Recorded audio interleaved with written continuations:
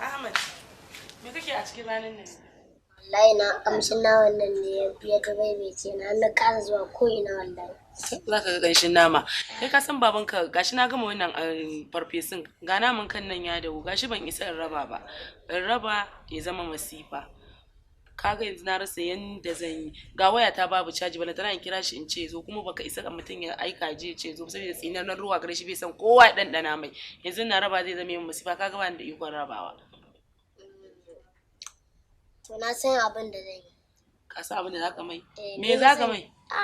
Ki dai tsaya ki gani mana. Ahmad. An ka je ka faɗa mai a cikin mutanen na ka san halin shi tsinan nan ruwa gare shi. Ni na san abin da zan yi. Haja mun ke ciki ma dan ji kamar rawata. Abin da ake magana in ban ci ba. Wa alaikum assalam. Amadu. Na'am. Lafiya kalau. Madalla. Nawa magana kai ta taso. Gaskiya ne Amadu. Ko hudu ne Amadu?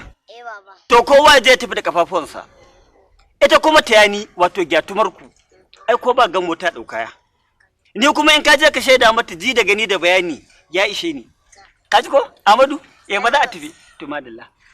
Wato in ga ma ai yawanci matsala ce. Ba ga kunan kun zama kitika kamar zubin birkiloli ba. Wannan karatun da kai me yake nufi?